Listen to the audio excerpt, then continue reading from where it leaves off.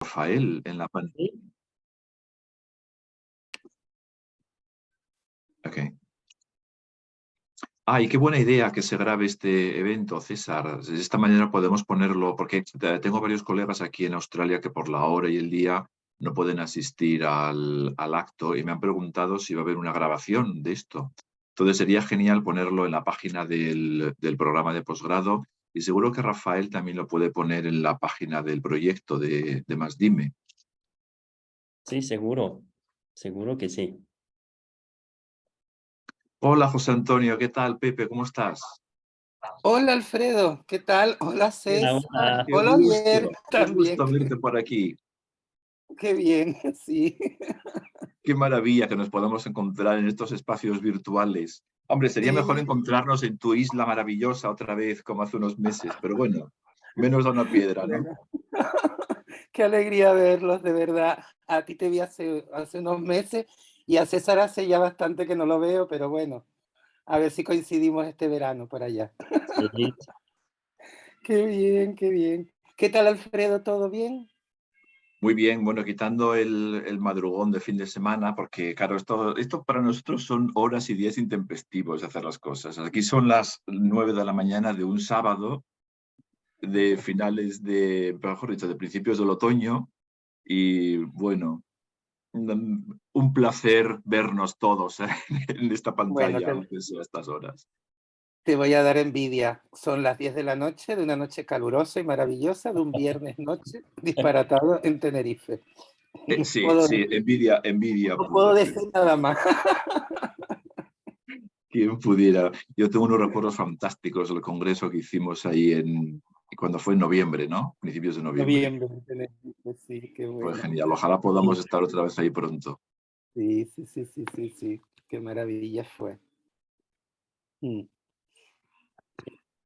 Y es que En entré un poco tarde porque no se podía, voy a detener el vídeo, no, porque tuve que actualizar el Zoom y entonces pero bien. Hola, oye, hacía tiempo que no te Hola, veía. ¿Cómo estás? ¿Qué tal?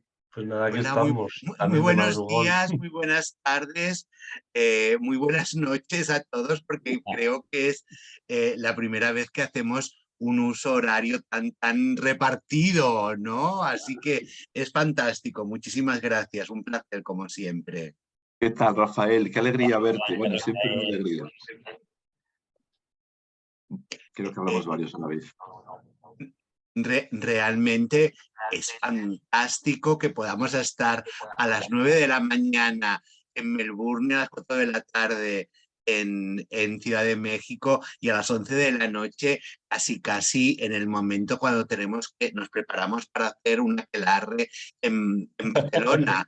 Así que, bueno, encantado de estar entre vosotros y un placer como siempre por todas las razones del mundo.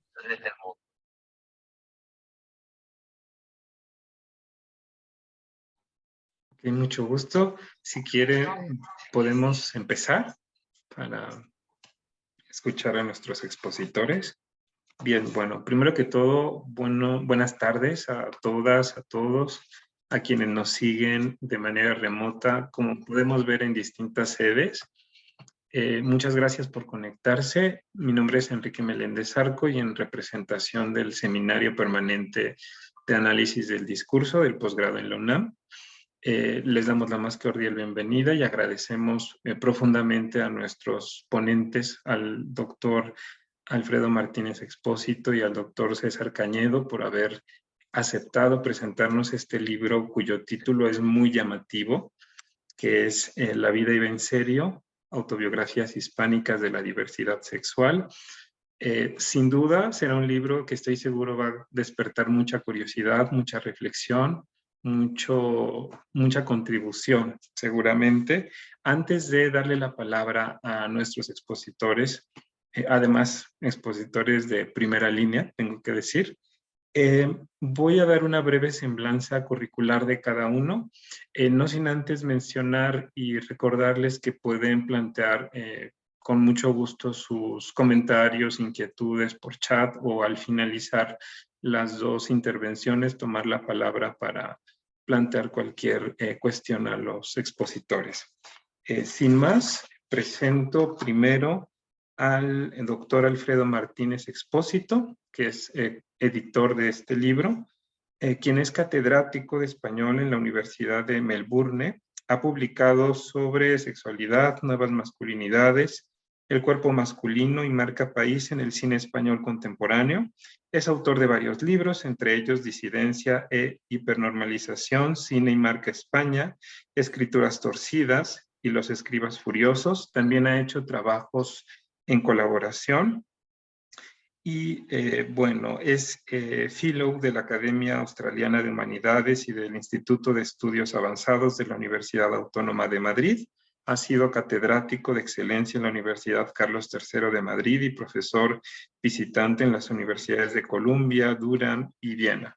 Por su parte, el doctor César Cañedo es poeta y profesor universitario, doctor en letras por la Universidad Autónoma de México, Nacional Autónoma de México, profesor de tiempo completo, adscrito al área de literatura en el Centro de Enseñanza para Extranjeros.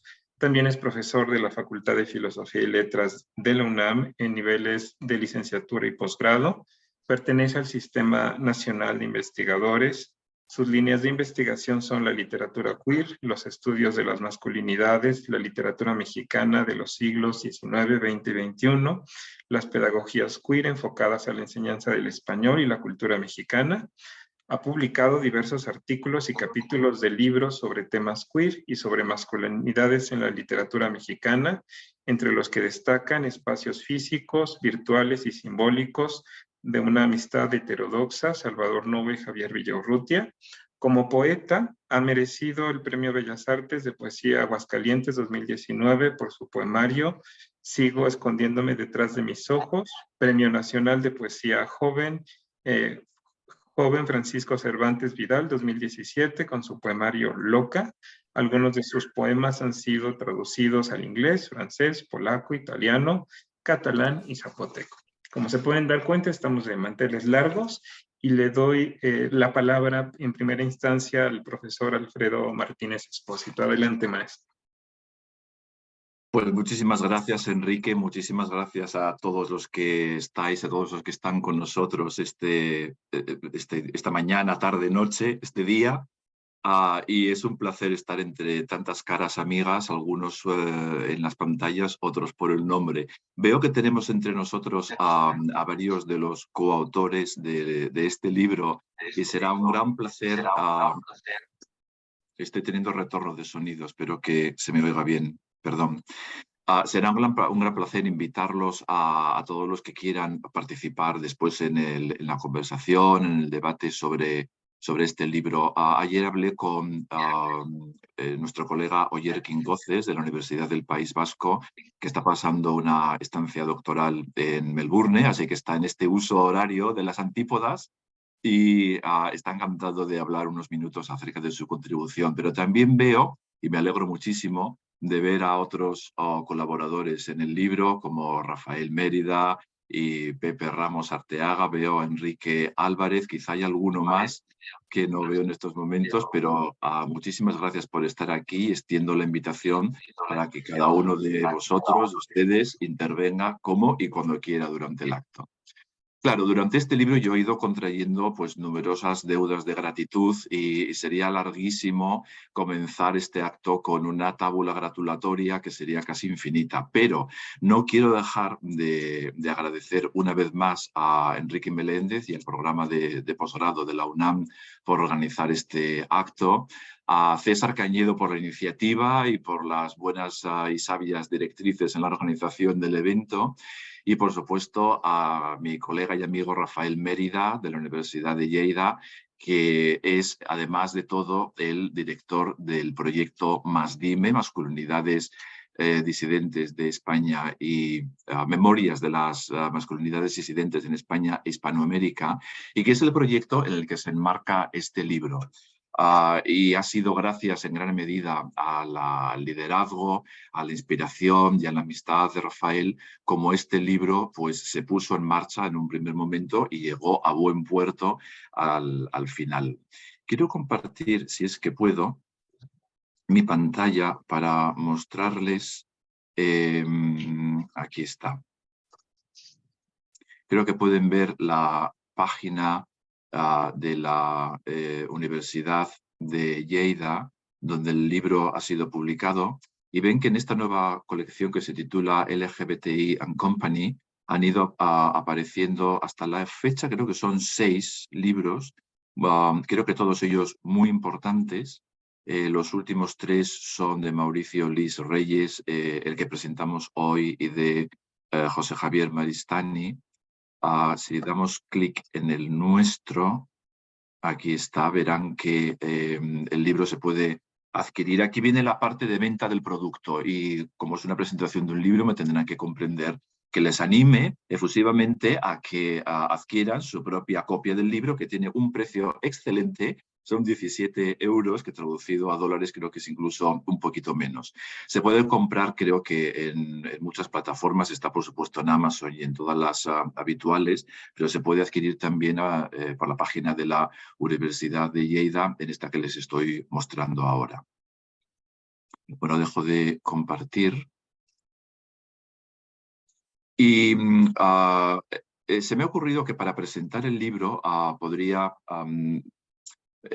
escribir un texto explicando las líneas maestras, los objetivos, los contenidos del libro, pero revisando la introducción que yo mismo escribí para el libro, veo que toda la información esencial sobre la naturaleza, los contenidos y los objetivos del libro están allí. Entonces, si les parece bien, les voy a leer un fragmento de la introducción donde están las líneas maestras, como les digo.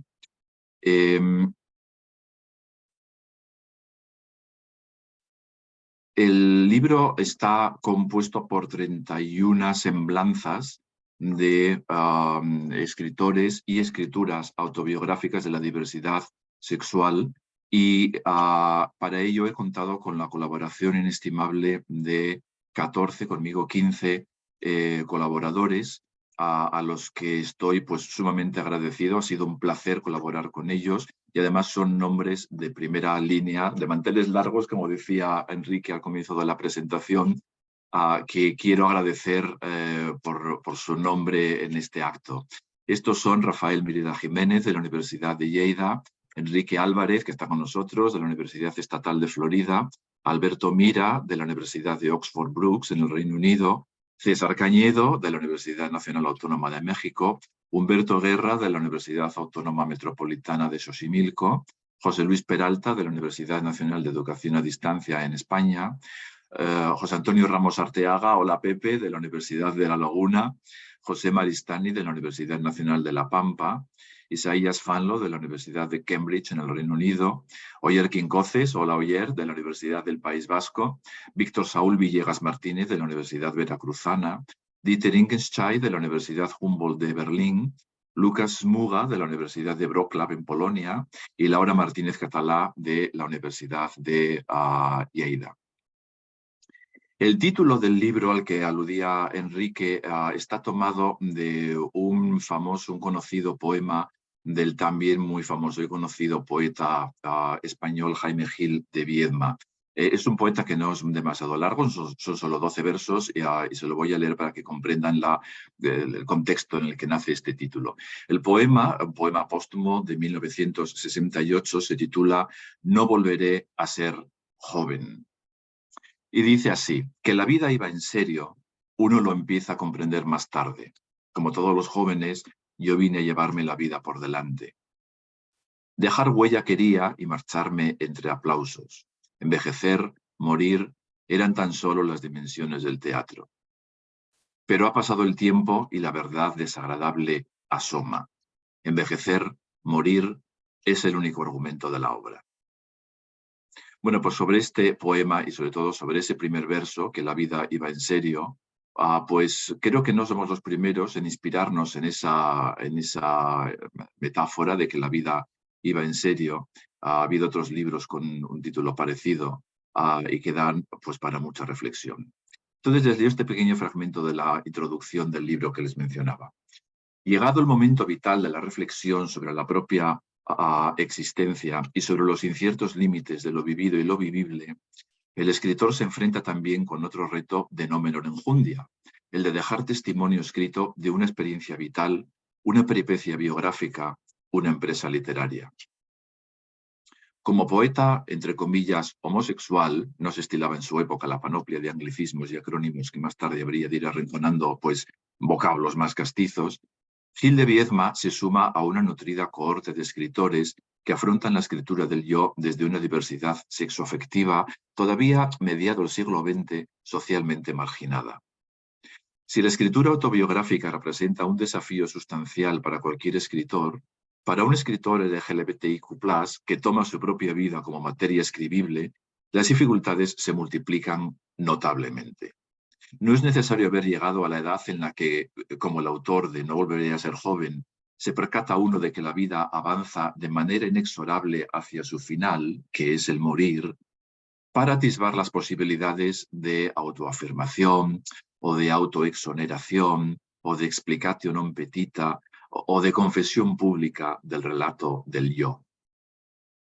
Aunque algunos clásicos del género autobiográfico ponen el acento precisamente en el final de la vida, y recuerdo que Ramón Gómez de la Serna, que no está en el libro, por supuesto, titula la suya Automoribundia, son frecuentes las autobiografías escritas durante la juventud o temprana madurez, muchas veces como consecuencia de un acontecimiento vital trascendente. Recuerden que uno de los primeros exponentes del género confesional, el San Agustín de las Confesiones, que por supuesto tampoco está en el libro, apenas había cumplido los 43 de los 76 años que alcanzó a vivir cuando compuso su obra pionera, y que con apenas 39 publicó el cantante Ricky Martin la suya, titulada Yo, en el 2010, cuyas resonancias espirituales no pasarán desapercibidas a quien se adentre en su lectura. Pero si hay un rasgo que caracteriza la escritura del yo gay, con independencia de la edad del autobiógrafo, ese es sin duda la centralidad de la conciencia de saberse sexoafectivamente diferente a la heteronorma. La tupida red de regulaciones de la vida sociosexual y sus derivaciones morales, médicas, legales, económicas, afectivas y de toda índole, presenta a las personas no cis heterosexuales o no binarias todo tipo de obstáculos para su desarrollo vital.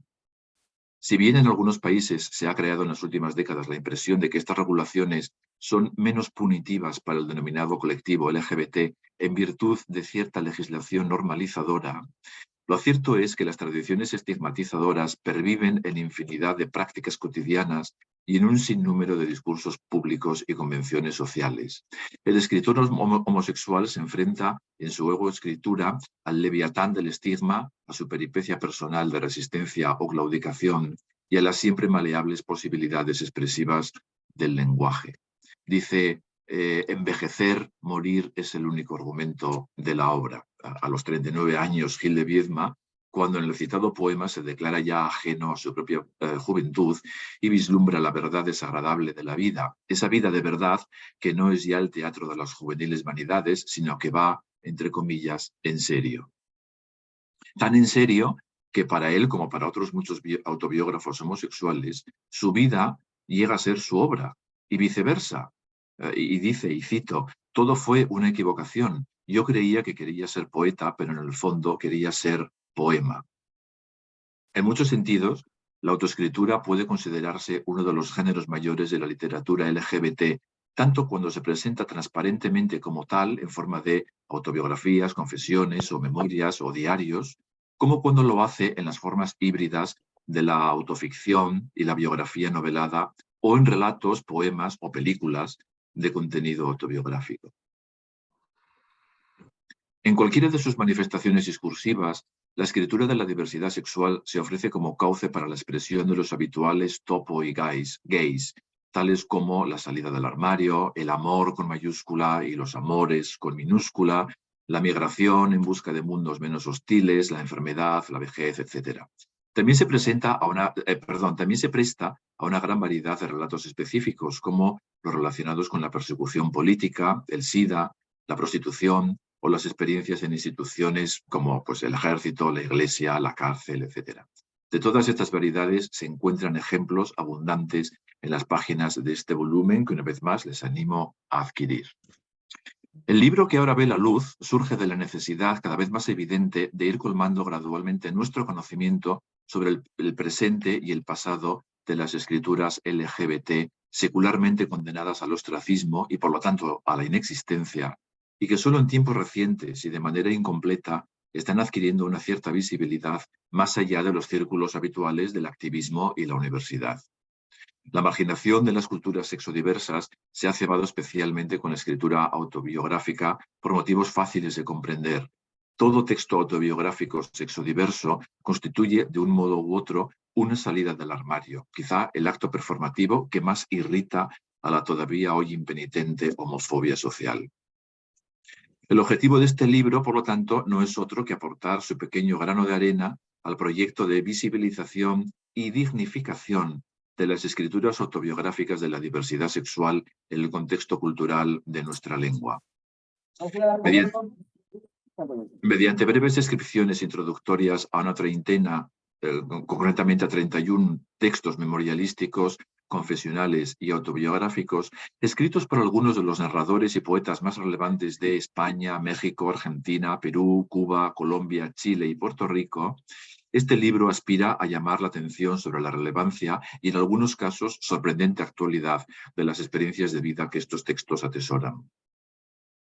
El proceso de selección ha sido relativamente simple. Cada uno de los colaboradores, les leí la lista hace unos minutos, y todos ellos son reconocidos especialistas en el estudio de la literatura LGBT en sus respectivos ámbitos, fue invitado a proponer los autores y títulos que a su parecer mejor representaban el género en su área de conocimiento. De este modo, cada uno de los 14, conmigo 15, colaboradores del libro redactó una sucinta ficha sobre los textos y autores de su elección, tratando de contextualizar cada texto autobiográfico dentro de la producción más amplia de su autor y, en algunos casos, de la escuela o movimiento al que pertenece. Cada ficha se complementa con una selección bibliográfica y una breve lista de recursos adicionales a los que el lector interesado podrá tener fácil acceso por Internet. No se trata en modo alguno de ofrecer análisis exhaustivos de las obras elegidas, aunque en algunos casos los colaboradores han tenido a bien avanzar algunos de sus puntos de vista más originales y creativos sobre los textos y autores de su interés. No será necesario, creo, aclarar que un volumen de estas características no persigue ofrecer un catálogo íntegro de la creciente producción autobiográfica LGBT que ya existe en nuestra lengua.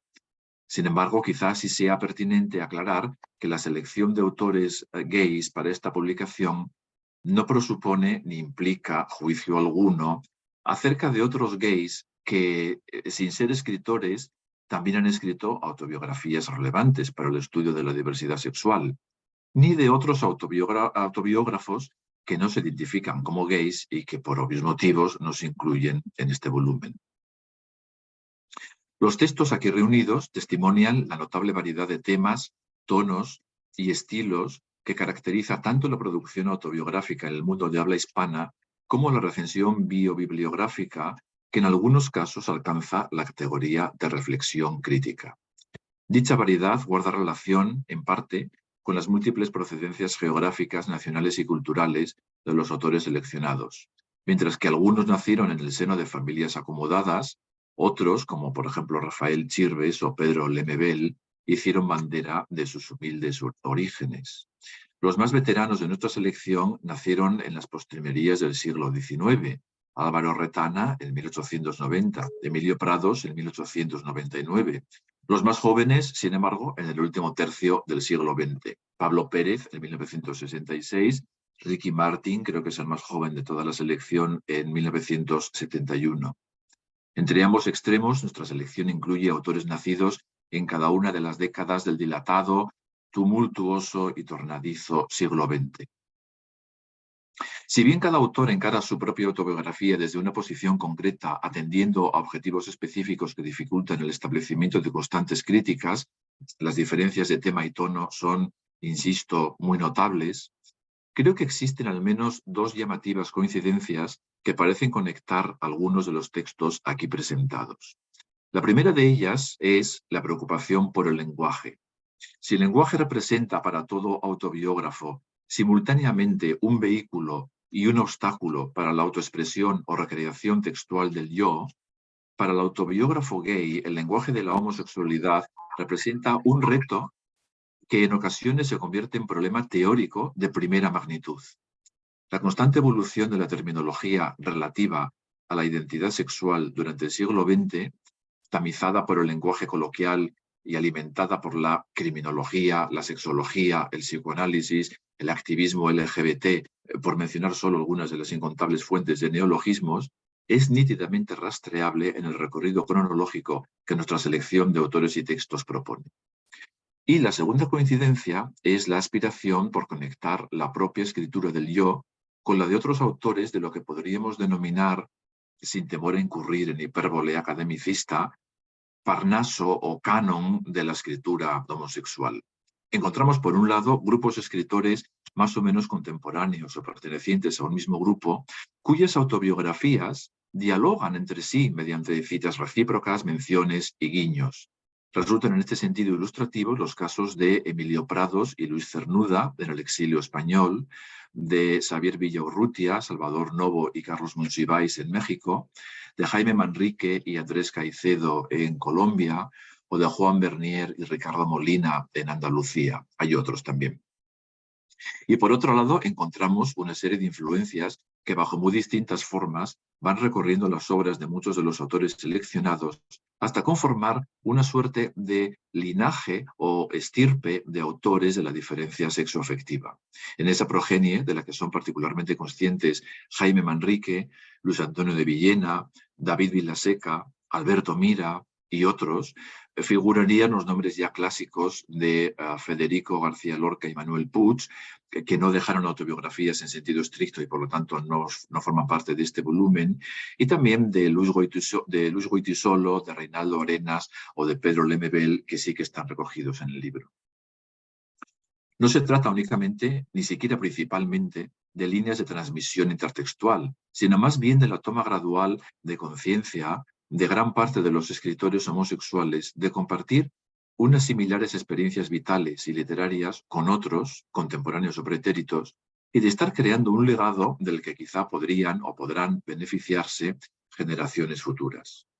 La historicidad de la experiencia homosexual, secularmente silenciada, se abre para los escritores de nuestra selección con una sorprendente riqueza de matices y posibilidades.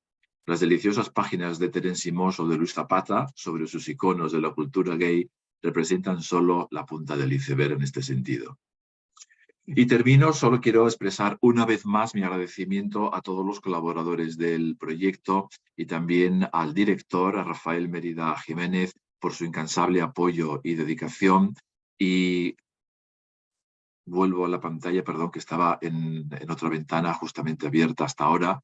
Y que creo que en este punto sería una buena idea invitar por lo menos a César y a Oyer a que nos ofrezcan un poco su visión sobre los autores que trabajaron para el volumen y su experiencia de colaborar en esta experiencia colectiva. Muchas gracias. Muchas gracias, Alfredo, por tu trabajo, por tu intervención para presentar el libro que nos convoca ahora, La vida iba en serio. Y como bien dices, bueno, voy a retomar algunas ideas que tú acabas de compartir y hablar del trabajo que hice y un poco de los autores mexicanos incluidos, ¿no? Brevemente también, digamos, porque después le daremos la palabra a Oyer y a quienes gusten también dar su perspectiva de cómo fue investigar o presentar a los autores que cada quien presentó. Algo que, bueno, me parece importante resaltar es que son fichas, aproximaciones, introducciones breves. Eso también fue parte del trabajo, que fue muy, de alguna manera ágil, elaborarlo y muy breves, pero desde luego sustanciosas, muy sustanciosas. Y bueno, Alfredo mencionaba en su introducción, en su presentación, escrita al compendio acerca de la confesión. El género de la confesión evocaba a San Agustín y la importancia que tiene, y bueno, podemos pensar en la importancia que tiene el género textual y discursivo de confesar para la homosexualidad, ¿no? O sea, más allá de la religiosidad y de la norma, en ese acto verbal de un yo confieso o un yo confesor que se encuentra en las vidas de las personalidades reunidas. Como decía también Alfredo, la mayoría son escritores, muchos poetas, ¿no? Y aunque no solo, digo, también la importancia del cine por ahí con las colaboraciones del gran Alberto Mira y con Almodóvar, y bueno, la figura paradigmática del artista latinoamericano Ricky Martin, bueno, que bueno, antes no se le leía la homosexualidad y ahora ya es también un eslabón del artista paradigmático homosexual, y eso también es interesante, ¿no? Llegar hasta allá, hasta ese punto. La mayoría son españoles, mexicanos y argentinos, aunque como también señalaba Alfredo, también tenemos un panorama de Latinoamérica con, un poco amplio de Latinoamérica, con Pedro Lemebel, chileno, o el peruano Osvaldo Reynoso. También algo importante de estos autores es quizá algo que señalaba también Alfredo, que, bueno, en su producción literaria, artística, no solo en los textos decididamente autobiográficos o en los documentos, sino en sus novelas, en sus poemas, en sus películas, siempre están estas huellas del yo. Se vuelve como una política de la autobiografía homosexual, disidente, ¿no? Y en su arte generalmente hay ese grado altísimo autobiográfico.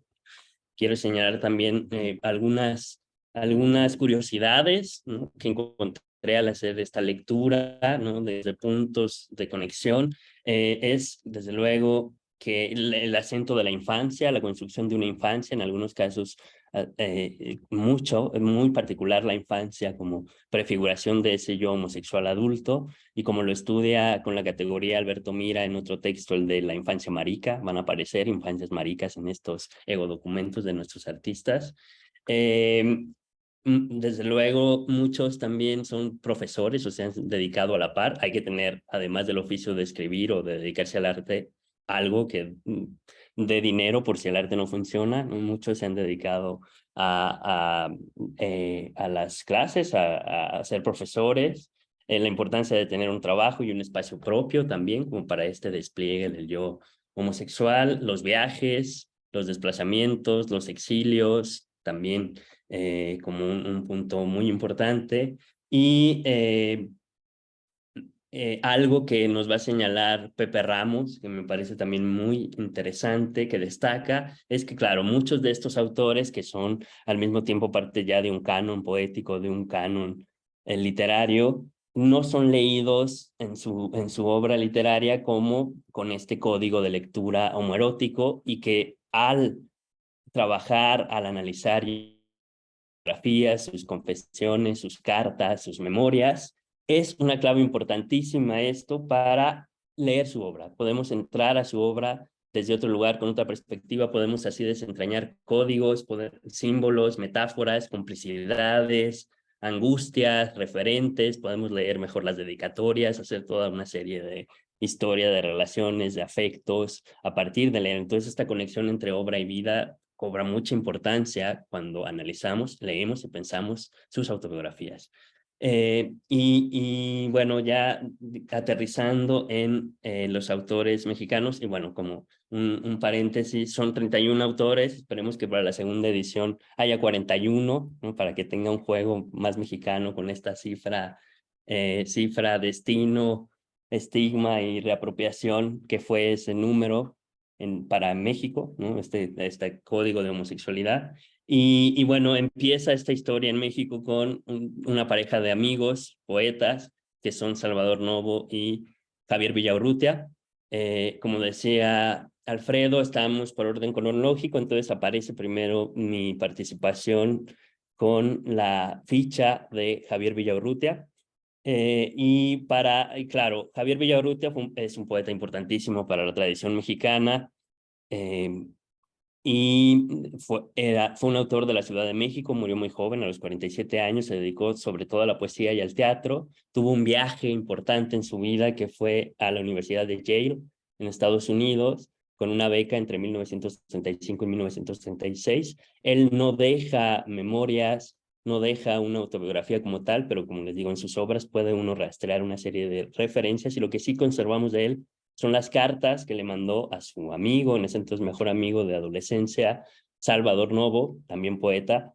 Esas cartas que le envió desde Yale, desde Estados Unidos, primero en ese año escolar para estudiar teatro en Yale, y después, digamos, cuando termina el ciclo escolar, se relaja, se va de vacaciones y cambia de costa, se va a la otra costa y termina su viaje en Los Ángeles, en California. Y gracias a sus cartas podemos tener este testimonio, desde luego de primera mano, por un lado de su amistad con Salvador Novo, de cómo ya está estableciéndose ahí un código de afeminamiento, de perreo, se hablan en femenino. Bueno, claro, solo tenemos las cartas de Villaurrutia, las de Novo no, por desgracia, pero bueno, podemos imaginar esta relación virtual donde se hablan y se contestan en femenino, donde hacen crítica a amigos y enemigos, donde además Javier Villaurrutia cuenta sus experiencias sexuales en Los Ángeles. Primero en las cartas de Yale dice, bueno, aquí todo es estudiar, en New Haven no hay mucho que hacer, en realidad. Entonces está muy contento cuando se va a divertirse a Los Ángeles, que le parece una maravilla, cosmopolita, lleno de bares, y ahí nos cuenta sus experiencias sexuales, con marinos sobre todo, y es muy bella esta relación con su obra, porque finalmente esas cartas de alguna manera casi ya podemos tener versos de lo que va a ser uno de los poemas fundamentales de Javier Villaurrutia, que es Nocturno de Los Ángeles, fechado en la ciudad de Los Ángeles, ¿no? donde presenta en 1936 una escena que podríamos calificar de cruising, de ligue en esa noche de Los Ángeles, y justamente construye esta metáfora de Los Ángeles como los marinos estadounidenses, por el uniforme, por la belleza, por los rubios, por lo altos, por lo fornidos, y eso también está en sus cartas. Entonces esta relación entre la carta y la obra pues me pareció muy interesante como para incluirla en este trabajo. Y bueno, esa es la única ficha que yo elaboré o que aparece en el compendio, ¿no? Hay más, vienen más. Y también tenemos los mexicanos que aparecen también son Salvador Novo, Carlos Monsiváis, José Santana Porras Alcocer y Luis Zapata, ¿no? El siguiente en la nómina es Salvador Novo, quien sí tiene un documento, unas memorias importantísimas para México, para una tradición disidente en México, que es la estatua de sal. Esta ficha la hace nuestro querido colega y amigo Humberto Guerra, ¿no? También participante de este proyecto, y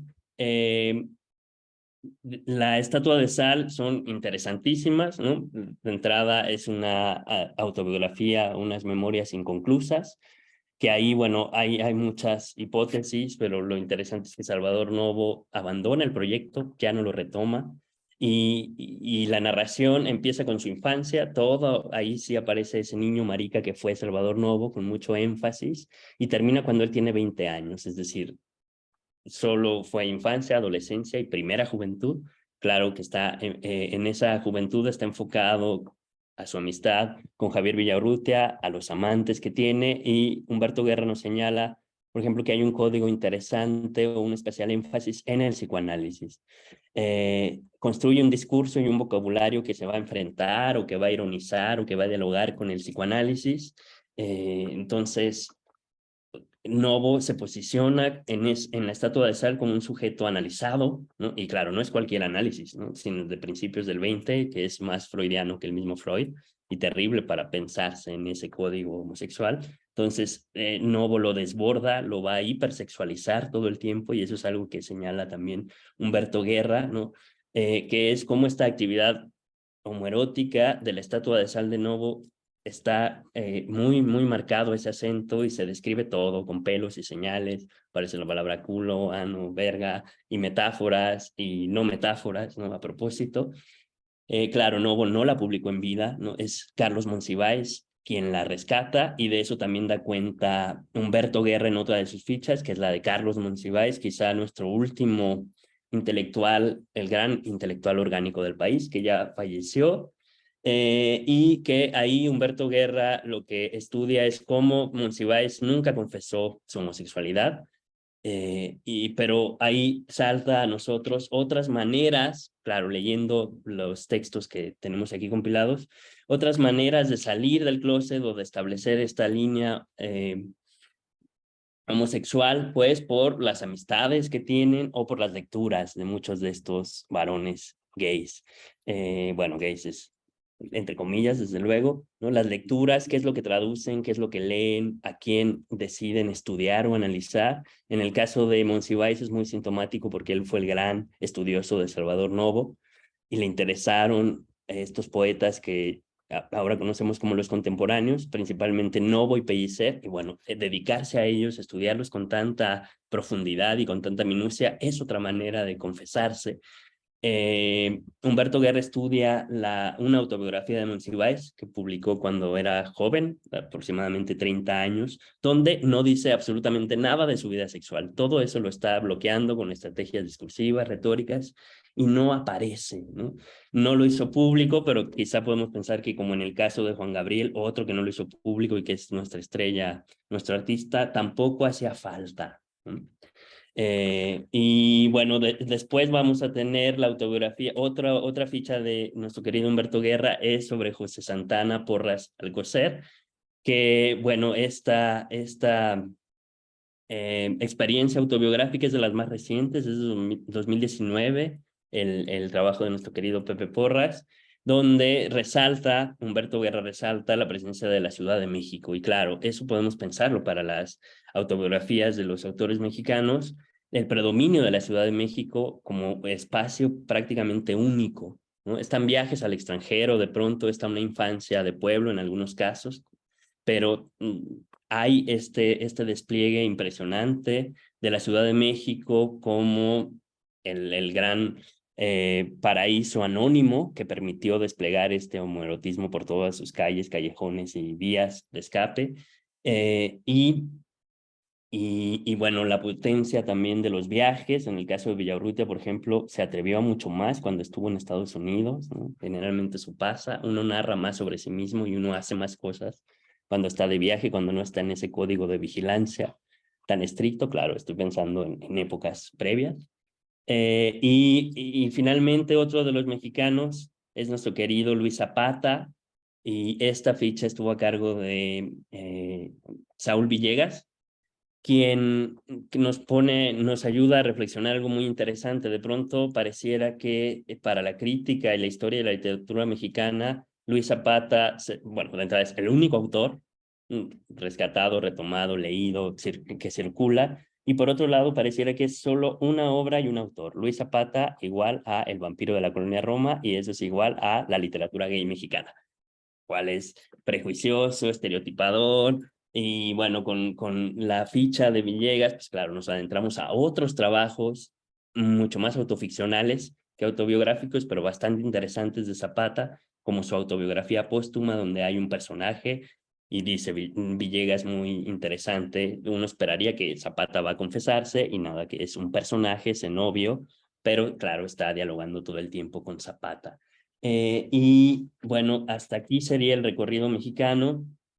Y bueno, pensé brevemente, rápidamente en Ricky Martin, que es el último y que tengo aquí su autobiografía titulada, este sí es un egodocumento que se llama Yo, por supuesto, y que ahí tendríamos que pensar desde luego en un mercado del yo gay, ¿no? Ahora en ese mercado del yo gay como una plataforma de una masculinidad que se está volviendo mainstream, o esta confesión del artista a partir de su éxito, fama, o cómo va a funcionar, cómo podemos leer desde esas marcas. Y adelante, Oyer.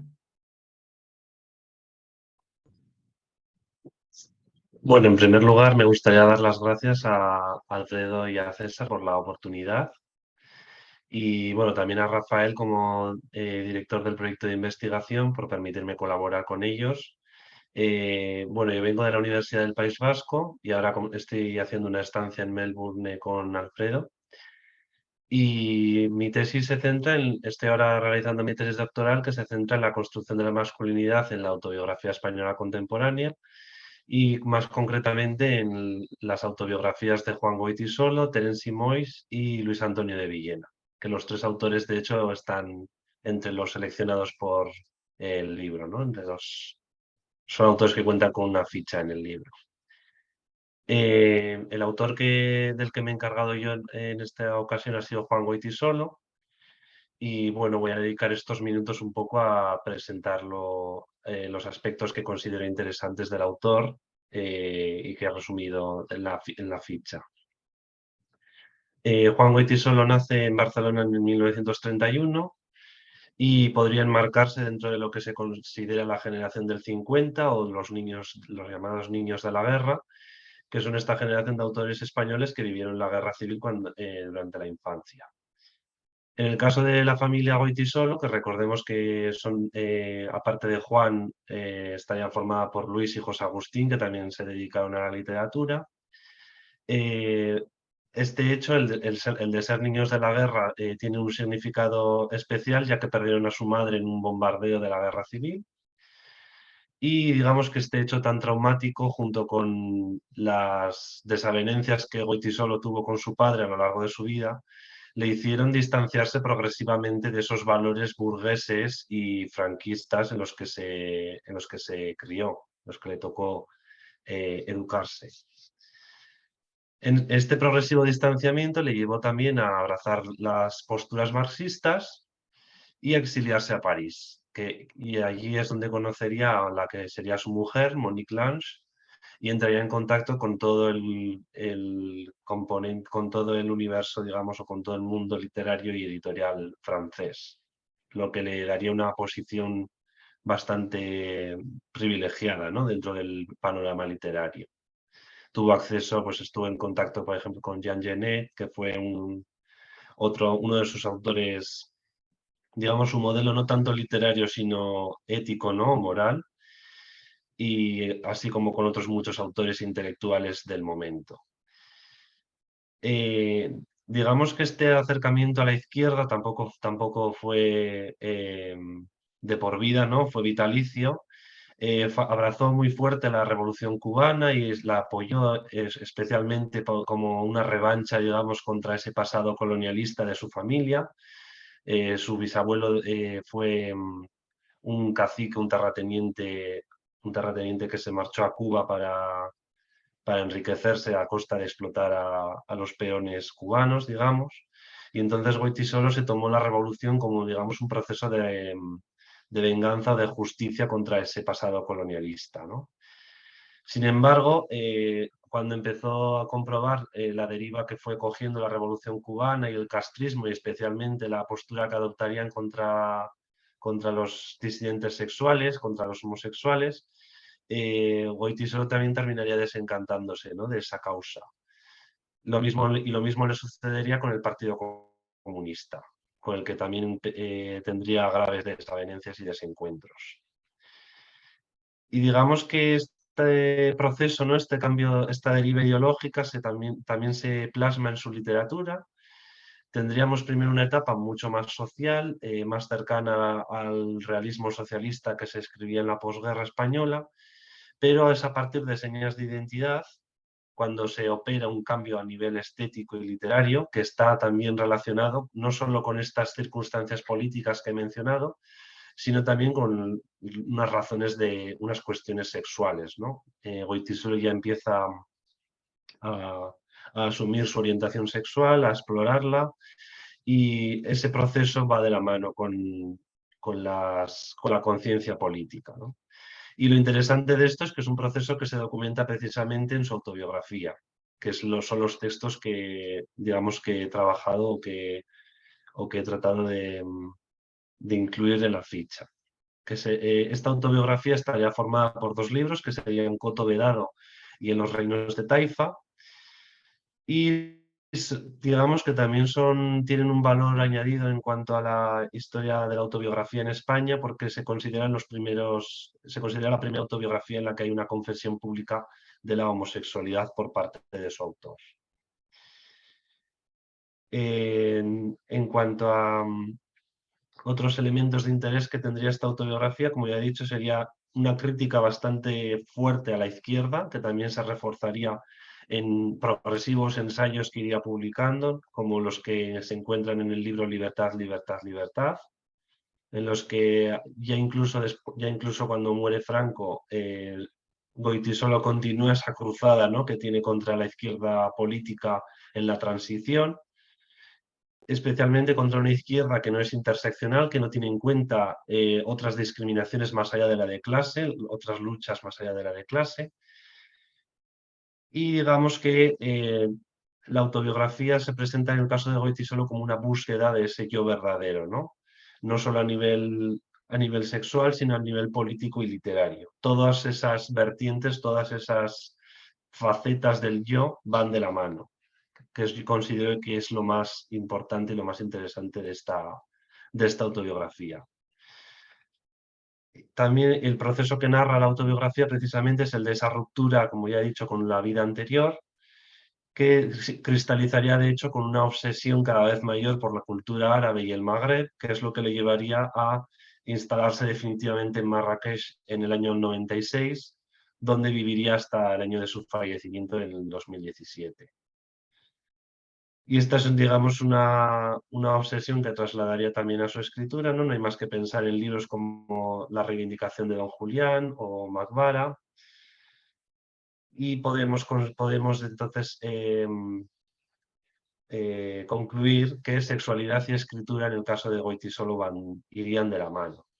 Y me gustaría cerrar entonces con esa idea que ya he ido subrayando a lo largo de estos minutos, que sería el hecho de que la autobiografía no es solo, en el caso de Goytisolo, la elaboración de un proyecto autobiográfico en primer lugar, también de un proyecto literario, porque es, digamos, el texto en el que Goytisolo da las claves de esa transformación literaria que se produce a partir de señas de identidad, y es también la elaboración de un proyecto vital a futuro, ¿no?, que pretende trazar no solo las claves que han llevado a Goytisolo a la situación en la que se encuentra en el momento de la escritura, sino también es, digamos, una propuesta vital a futuro, ¿no?, cómo quiere el autor vivir a partir de ese momento, del momento de la escritura. Y esta sería un poco la idea, lo que quería compartir con vosotros. Y nada, muchas gracias por la atención. Bien, muchas gracias a los tres expositores. Creo que nadie pondrá en discusión lo mucho que nos hicieron reflexionar, pensar, bueno, lo amplio que es este campo y todos los trabajos que se pueden derivar de este volumen. Quisiera, por favor, abrir espacio para que plantearan cualquier comentario, cualquier pregunta que quisieran hacer a nuestros ponentes. Y desde luego también esperamos la participación de los demás colaboradores del libro. Muchas gracias a Rafael, que es el líder del proyecto en el que este libro se enmarca. También Rafael Mérida, que está por aquí también.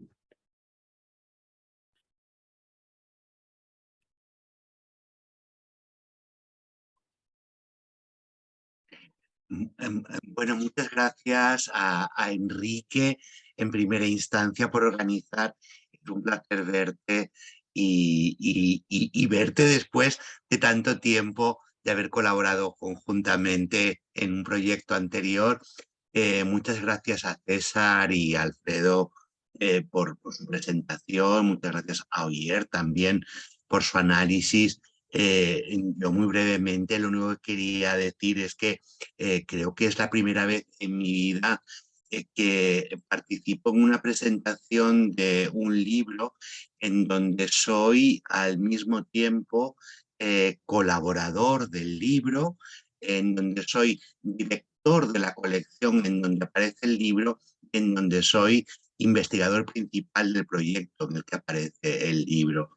Eso no es para echarme flores ni muchísimo menos, sino para pensar que la vida iba en serio y que nunca volveré a ser joven, sin lugar a dudas, como bien decía Jaime Gil de Viedma.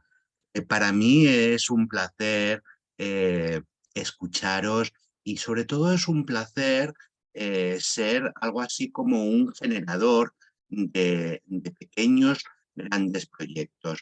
Este libro, La vida iba en serio, no deja de ser un eslabón más, un jalón en este proyecto de Memorias de las Masculinidades Disidentes en España e Hispanoamérica.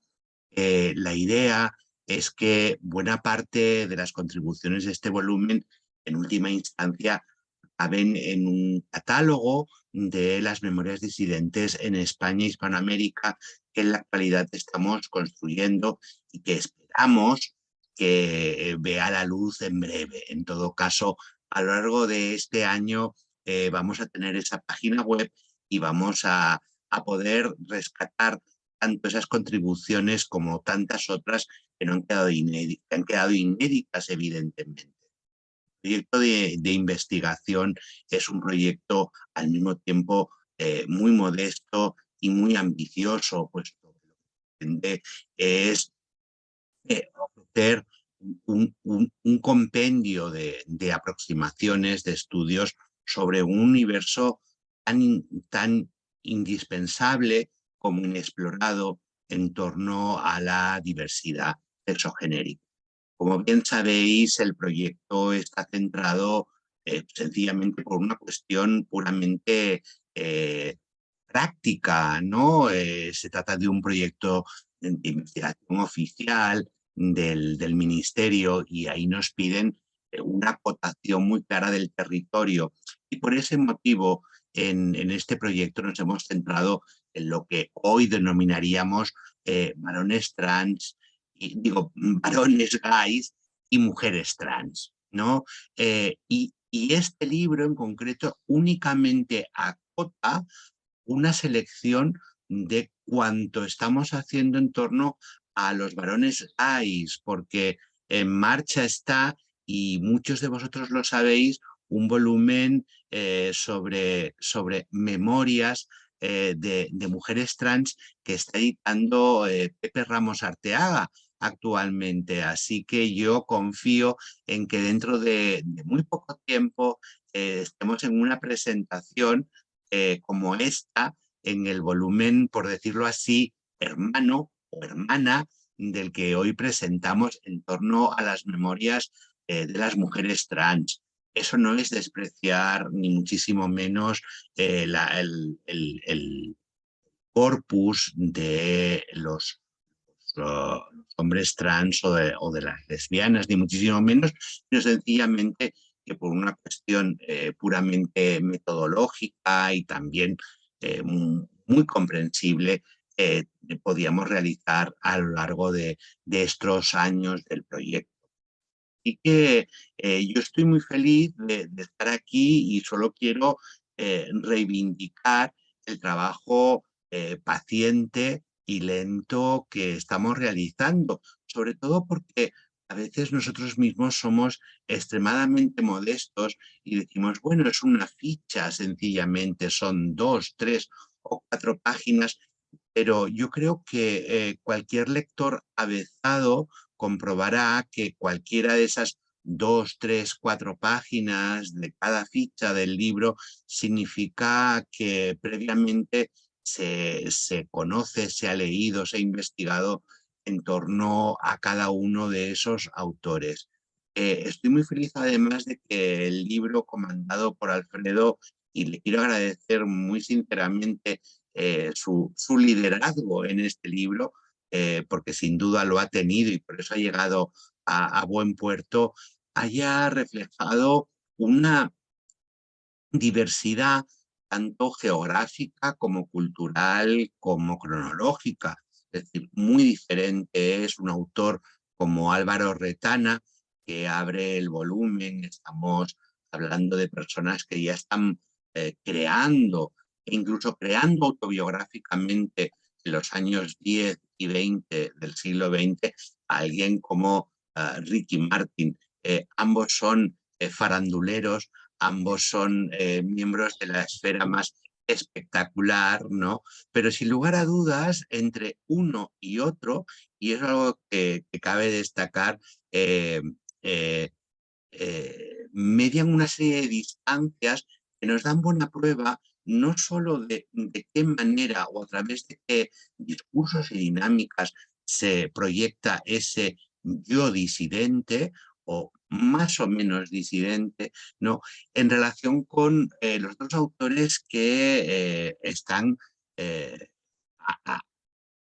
¿cómo decirlo?, ocupando espacio en nuestro catálogo y en ese libro.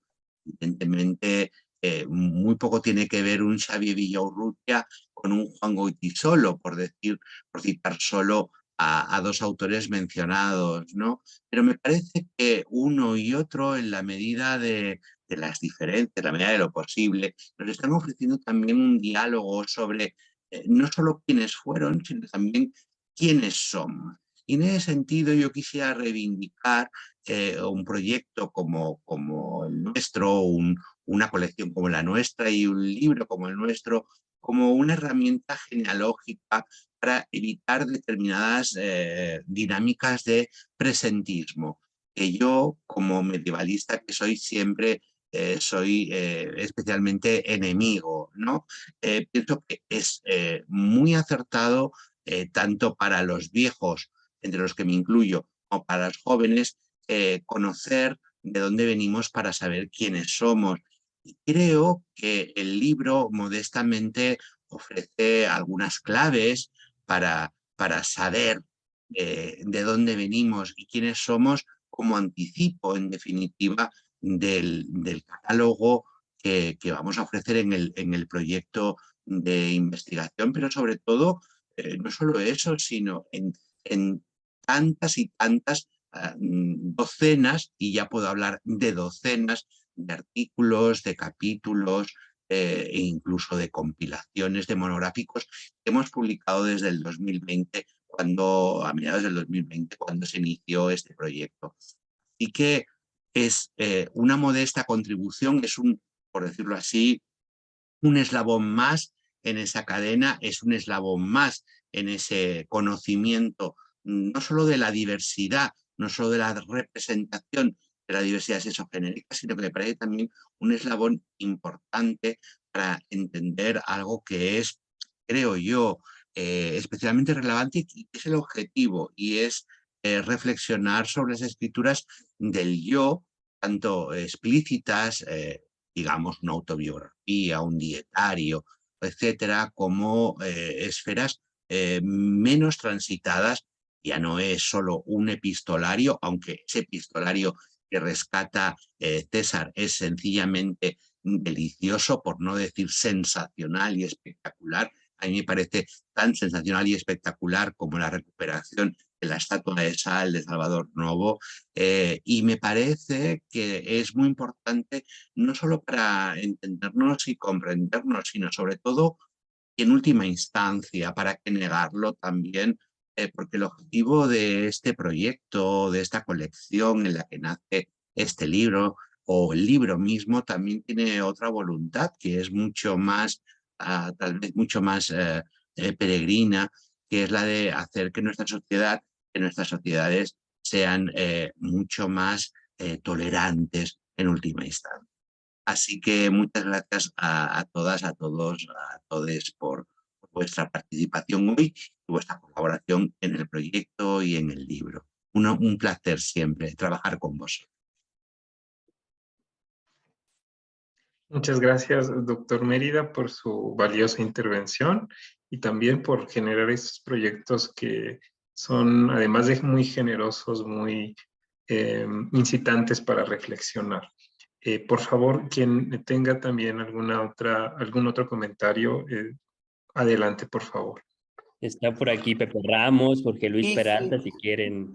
Sí, Adelante. César, muchas gracias. Bueno, en primer lugar, agradecer a Rafael su intervención, pero sobre todo liderar estos proyectos que han ido construyendo una otra narrativa de lo que ha sido nuestra historia, una narrativa en muchas ocasiones vinculadas al victimismo, a la revictimización, y gracias precisamente a los proyectos que ha liderado Rafael estos años, pues se ha construido unos abordajes mucho más exactos, mucho más rigurosos y sobre todo mucho más heterogéneos, que no esa historia en muchas ocasiones épica, pero poco exacta, ¿no? Yo lo que quería destacar, sobre todo, aparte de agradecer a Alfredo que llevara a buen término el libro, es en primer lugar su prólogo, que me parece un prólogo extraordinario en cuanto a la síntesis de lo difícil que es trabajar con esta variedad de fichas de vida, etcétera, que son muy dispares entre ellas, y no solo por las geografías y por los tiempos, pero sobre todo el propio modelo de ficha de este tipo de libros yo creo que es muy útil, no solo por el efecto catálogo que nos permite tener empezar ya a tener por lo menos un primer acercamiento, sino sobre todo porque elimina como libro que puede ser de referencia para gente que intente ahora mismo buscar referentes en el pasado, elimina estas narrativas un poco blindadas y cerradas que se dan sobre la vida de la sexodisidencia, ¿no? Entonces la ficha permite pues acceder a distintas vidas, pero también a distintas experiencias no unificadas por la voluntad de un investigador que de repente crea una narrativa sólida y una narrativa que en muchas ocasiones pues intenta articular vidas que están desarticuladas en sí mismas y que muy difícilmente se podrán articular con otras. Lo digo porque a pesar de que Alfredo hablaba del linaje como un elemento esencial, ¿no? en todo el proyecto, yo creo que también hay que destacar que el sistema de ficha lo que permite también es trabajar lo diferencial, ¿no? Lo diferencial no solo, ya lo indicaba al principio, ¿no, Alfredo? No solo por la cuestión de la interseccionalidad clara de clase, la interseccionalidad de experiencias, de orígenes, e incluso de diferenciales étnicos o de territorio, pero también las distintas estéticas en las que se sitúan y desde las que escriben estos artistas es muy importante también, ¿no? Por ejemplo, César, tú hablabas, por ejemplo, de Genet, ¿no? Y hasta qué punto Genet es un modelo ético, pero a la par es también una forma de adentrarse en África, reproduciendo en parte el colonialismo de su abuelo en Cuba, pero en este caso en Marrakech o en África, ¿no? Orilla también tú, bueno, César hablaba de los autores mexicanos, sobre todo esta experiencia del Nocturno de Los Ángeles, que es un texto bellísimo, bellísimo y además muy... Pero a mí me gusta mucho el libro, sobre todo por cómo la sexodisidencia aparece en distintas circunstancias históricas, porque miren, tenemos autores que vivieron diáspora, exilios, exilios. Tenemos autores que vivieron su homosexualidad en dictaduras, en la chilena, en la argentina, en la franquista. Tenemos autores que vivieron en democracia y en esta tardodemocracia. Autores que que vienen del 19 y venían con una idea concreta de lo que era su disidencia, y autores que ya se ven como diversos, no como disidentes, sino plenamente integrados, considerados como diversos, pero no disidentes. Es decir, lo bueno bueno, y por supuesto, hay muchos autores, por ejemplo, ya voy a hacer el marketing de los míos, como todo el mundo hizo el del suyo, pues yo voy a hacer el marketing de los míos, que en este caso son solo dos, pero es un grupo poético de una ciudad de provincias, que es Córdoba, de los que cuatro de los poetas de una generación que ocupó gran parte de lo que era el centro de atención estético de su época, en la poesía del primer franquismo, de la primera posguerra, pues cuatro no solo eran homosexuales, sino que además cargan el archivo, lo que yo llamaría el archivo incómodo, que es un término que me gusta mucho, que es precisamente todo ese anclaje en cierto paganismo digamos, de nostalgias efébicas y nostalgias pederásticas que recuperan y que es una tradición con que tenemos que afrontar, porque es parte también de cómo se han construido esos linajes de los que hablaba Alfredo. Entonces el libro me encanta porque no está cerrado, es un libro que realmente lo que hace es abre puertas a muchísimas experiencias, y es gracias también precisamente a que es un libro de muchas personas, construida por muchas personas desde distintas perspectivas, con unas fichas que tienen su construcción ya preestablecida, pero claro, ya cuando intentas encajar el autor, pues ya los autores se disparan en distintas direcciones. Y en ese sentido, me parece que es un modelo incluso de cómo empezar a reescribir nuestra historia. Un modelo de cómo ir construyendo nuestra historia desde el punto de vista técnico, me refiero. A partir de, yo prefiero este puzzle, que en algunas ocasiones, pues algunas biografías, por ejemplo, comparar un Juan Bernier, por ejemplo, con, no sé, con un Goytisolo o con un Villena, en muchas ocasiones podría articularse, pero con un Pedro Lemebel te puedo asegurar que cuesta muchísimo articular a un Bernier con un Lemebel, porque son formas de entender nuestra disidencia. Y eso lo enriquece, eso lo que hace es enriquecer el panorama y decir fundamentalmente que la experiencia sexo-disidente es mucho más variada que lo que el modelo anglosajón o determinadas homogeneizaciones que se dan pretenden hacernos creer. Y en esa riqueza está nuestra fortaleza en muchas ocasiones, pero hay que conocerla. Y este libro es en ese sentido, a mí me parece, y participar en él ha sido todo un orgullo, es precisamente una herramienta esencial. Así que, bueno, pues nada más. Sí, ¿no? Gracias. Gracias, Enrique, por permitirme participar. Muchas gracias, profesor Ramos. Coincido y creo que todos coincidimos de que es un volumen sumamente rico. ¿Alguien quisiera externar algún otro comentario?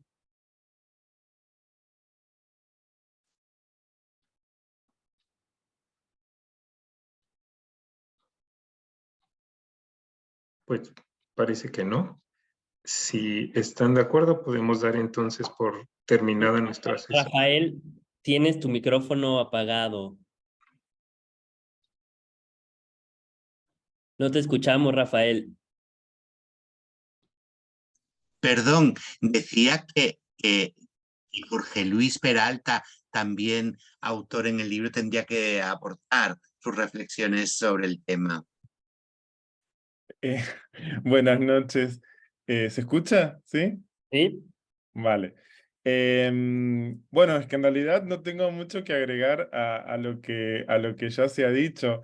En primer lugar, agradecer a Alfredo por llevar adelante este volumen y a todos y el placer de compartir volumen con tantos colegas que admiro. En mi caso, la aportación obviamente fue argentina, con un par de fichas, y creo que, bueno, yo pensaba que las primeras enciclopedias sobre estos temas las hizo David William Foster en los años 90, y realmente desde entonces no aparecieron muchas más o libros en ese mismo estilo. O sea que pienso que es una gran aportación, y eso, ¿no? Y que nos ayuda a seguir construyendo un archivo muy amplio, muy diverso, con voces también muy distintas. Yo en mi caso recuperé a Juan José Sebrelli, una figura, un sociólogo argentino que en los últimos años ha sido muy criticado en Argentina por sus posiciones políticas, pero yo lo reivindico por haber sido alguien que realmente recuperó parte de la historia gay, marica, argentina, ¿no? Y sin él habría mucha información que no tendríamos. Así que creo que este libro sirve para reivindicar a tantas voces, ¿no? que fueron olvidadas o simplemente marginadas. Así que nada, eso simplemente. Muchas gracias y ha sido un placer participar de La Vida Iba en Serio.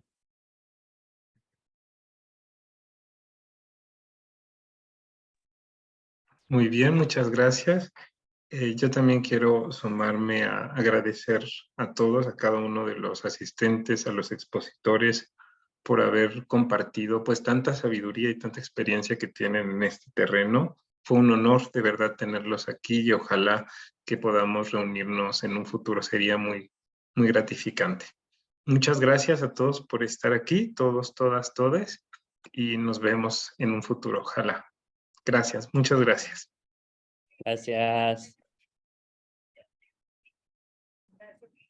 Gracias a todos, gracias César, gracias Enrique, pues gracias a todos los que han participado. Ha sido un placer, una gozada estar aquí. Chao. Gracias.